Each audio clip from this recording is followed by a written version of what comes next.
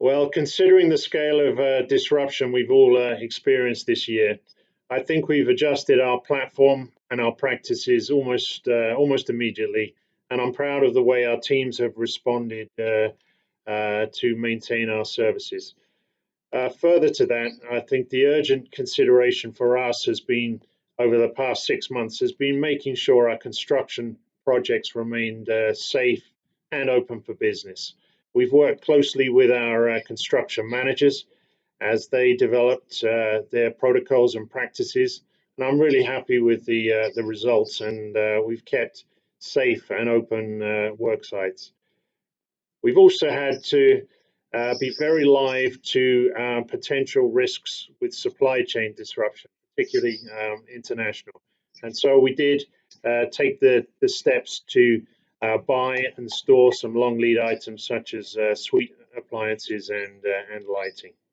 I think, like everyone else, COVID has had both a positive and a negative impact on our business. I think from a positive perspective, we're definitely finding that we're able to collaborate and work without being in an office environment and still move projects and move business along. I don't know how sustainable it is over the long term, but for sure we've discovered how resilient both we are as a company, but then the marketplace as a whole and how adaptable everyone is. The challenge has been, I think, similar experience with everyone else.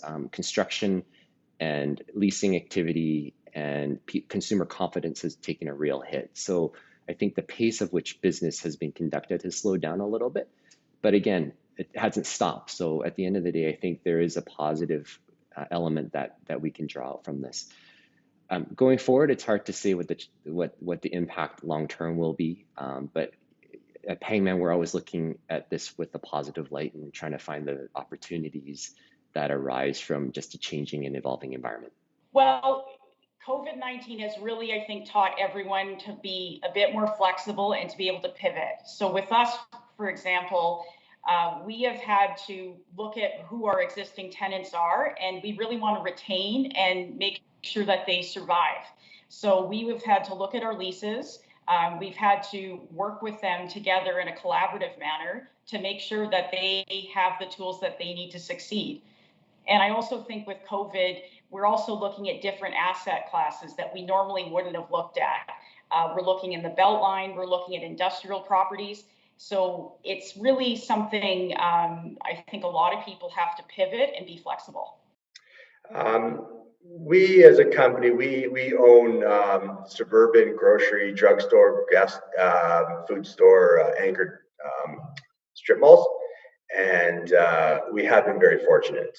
As mentioned, a lot of our tenants, the majority of our revenue comes from grocery stores that didn't close, liquor stores, gas stations, banks. So we are very fortunate. However, COVID was just another kick while we were down. We've been struggling for 5-6 years as a market. We had NDP here for a while. That the increase in minimum wage, the negative income on that was just awful. It put so many restaurants out of business. It put so many companies out of business. In addition, you had the property tax shift, which our municipal government has done a poor job in managing. We lost a lot of revenue from the office towers that had to be made up by all the retail tenants that were doing successful. And so a lot of tenants that are in our centers, between minimum wage, between property taxes, and even carbon taxes, they just keep getting. Sorry, but they do. And then you had COVID. We're resilient people, Albertans, and we will